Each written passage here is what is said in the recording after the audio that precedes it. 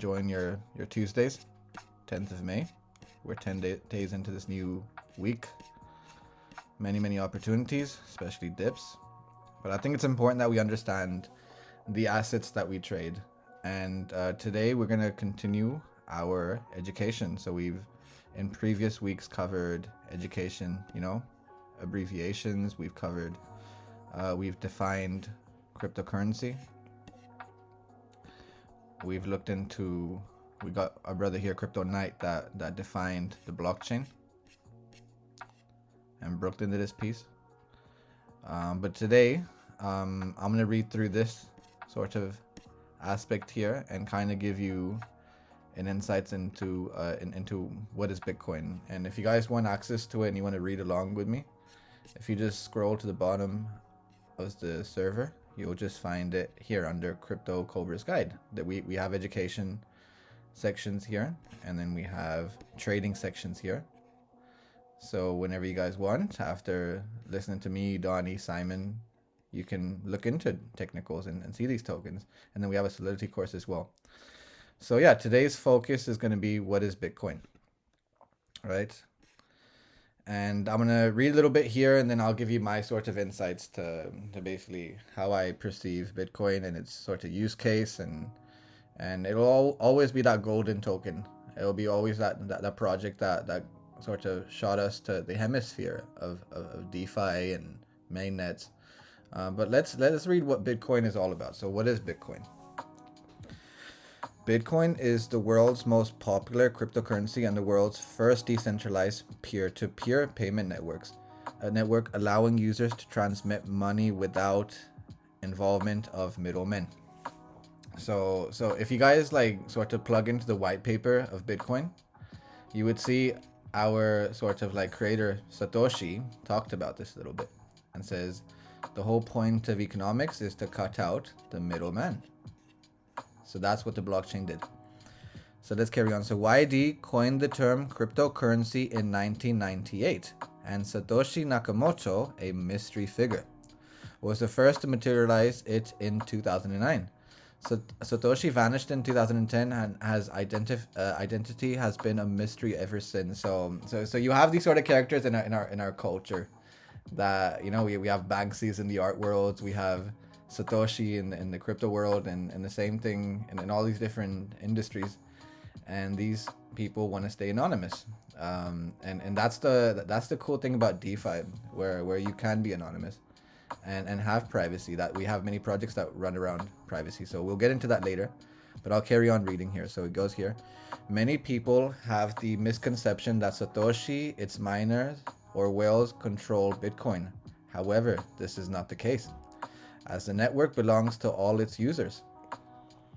Bitcoin can only function if all users agree, which is accomplished through a process known as mining, right? So miners are what basically give the blockchain here, Bitcoin's mainnet, its identity.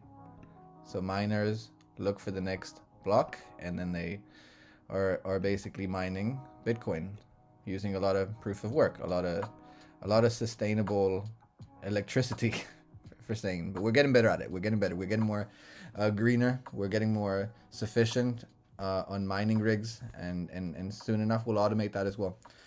So to earn Bitcoins, this method verifies the legitimacy of each transaction and necessitates the use of specialized hardware, right? So now we're talking about mining, we're talking about the RAM and the sort of the processing speed you need and sort of the service you need to like mine these Bitcoins, right? So on the front end, this is displayed through a mobile application or a computer program containing a wallet for transactions. So yeah, so Bitcoin was the first wallet, right?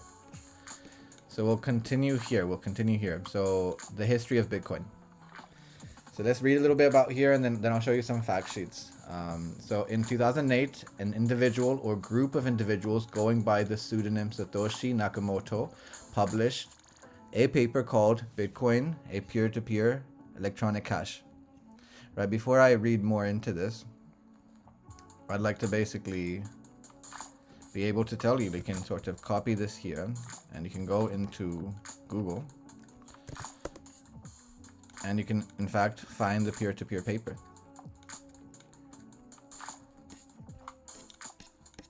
I don't know what happened there, but let's go see if we have the white paper here. So yeah, so this is it was only 11 pages. There's another version that's a bit longer, but yeah, 11 to 12 pages. And this was the first white paper ever posted, right? And this is something I'd like y'all to be able to read a little bit about. It's a good little reading exercise. So if I post that here, y'all can sort of give this a read. But let's get back to defining Bitcoin.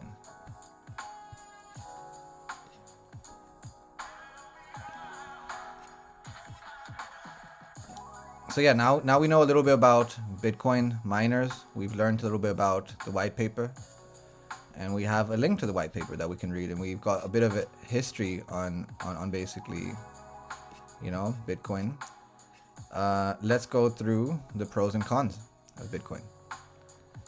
So the pros of Bitcoin, right? Bitcoin is the most open financial system to date. You can make payments with Bitcoin 24/7 all over the world, even when there's no banking system. International money transfers with Bitcoin can be faster and cheaper than with traditional banking and services. So yeah, like transactions go faster if you make a transaction between a wallet to wallet, right? Peer to peer. Bitcoin is the only asset ever created that cannot be seized from you by force. It takes proper precautions. Besides, BTC transactions are uncensorable, so no one can stop you from conducting transactions. So the whole point here is like the banks can't freeze your Bitcoin wallet, right? You cannot be blacklisted. That's the whole point of Bitcoin is to not be sort of having any sort of entities or a middleman, you know, blocking your finances. So that's what Bitcoin does. So Bitcoin is pseudonymous, and anyone can open its wallet via the internet without any verifications or credit history. It is especially beneficial in underbanked regions and third world countries where most people struggle to get access to money. So yeah, money is an issue worldwide, and we know that. And KYC is also an issue. And this is why Bitcoin was sort of introduced. This is why Satoshi brought it to us, to basically have us go through a non-KYC. If you own a Bitcoin, if you bought some Bitcoin, you can move it to a Bitcoin wallet, and you can stake it, you can pool it, you can do what you want with it. You can have it earned for you. So unlike fiat currency, Bitcoin are deflationary, meaning that their value is said to appreciate by design. Bitcoin is the most portable asset ever created and can be transferred through satellites or even radio waves. Ooh, some scientific facts. So the Lightning Network is something I want to talk a little bit about. So the Lightning Network enables Bitcoin usage for small, low-fee, everyday retail transactions like buying tea. So yeah, there's been some companies like Stripe and others that use the Lightning Network to make transactions on Bitcoin, and that's the sort of use case that's building up. So here's some pros. And as we know that after Bitcoin, we had the use case of Ethereum and Ethereum mainnet and its sort of smart contract language Solidity, and it helped us build tokens. So we evolved, right? So here's some cons to Bitcoin. So little to none regulatory oversight when things go south. Despite attempts to enable offline Bitcoin payments, use of cryptocurrencies still largely depend on the internet availability. So you need the internet access to be able to move these things. But soon enough, I believe offline Bitcoin payments will be a thing. As Bitcoin is still in development, the transaction speed and fees tend to be depending on the mining efficiency and network congestion. So yeah, so sometimes you can go through a Bitcoin transaction, it could take an hour. So there are congestions as Bitcoin is used, but most times is reliable. But yeah, now the other points I want to make and sort of clear this education segment is learning about security a little bit, right? So securing Bitcoin requires basic cybersecurity knowledge and awareness. Yeah, you have to be able to protect your wallet, have a cold wallet, have a Trezor. You got to be taking care of your wallets, especially if it's a hot one and you have a ton of Bitcoin or any cryptocurrency staking in it. So security is of the essence. Use a VPN.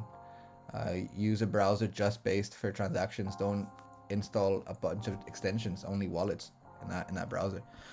Whilst the network is virtually unhackable, organizations and individual users are, right? So yeah, the mainnet is secure, but as we say, us human beings are the biggest bug in the sector, and we can sometimes have vulnerabilities and allow extensions, allow sort of opportunities to unlock our private keys. And hopefully that's what we here at Cobras try to do. We try to educate you guys about these importances and work around a way to keep secure.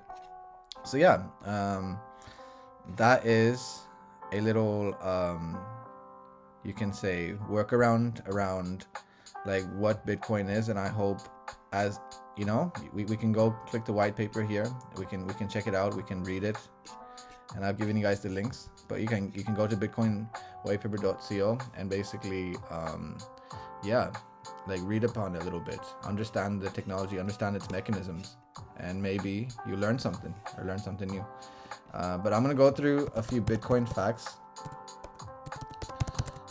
2022, right? So 30 facts here, and basically this can sort of point out a few cool things about Bitcoin and cryptocurrencies overall, right? So Bitcoin statistics, right? So Bitcoin was the first decentralized cryptocurrency created in 2009 by anonymous developer under the pseudonym Satoshi Nakamoto. The number one ranked cryptocurrency on the market is Bitcoin. Right? This is why we follow Bitcoin. If you go to CoinGecko, right? I want y'all to go to CoinGecko much more regular, and you can see the coin market cap, right? And currently we can see that the market cap of the total crypto market is 1.51 trillion, right? And then if we look into its breakdown, its top 10, top 5, top 4, top 3 tokens, right? Bitcoin is the highest market cap. So out of that $1.5 trillion, 596 billion is Bitcoin, right? It goes through quite a bit of transactions. The volume is pretty high, and yeah, so Bitcoin takes a big portion of the market cap. So when Bitcoin sort of has a pullback, then everyone has a pullback. That's why it's important for us to like research this a little bit, understand its movements, and see why it affects the market the way it does. But here's a clue: it has the highest market cap, so it moves, and we'll see how Ethereum catches up in the near future. So in the next discussion, we will cover the one and only Ethereum and keep educating you guys. But yeah, I hope that gave you guys some insights, and we can sort of flow into Ethereum in the next session. So thank you guys. Read that BTC white paper. Understand it. Thank you guys.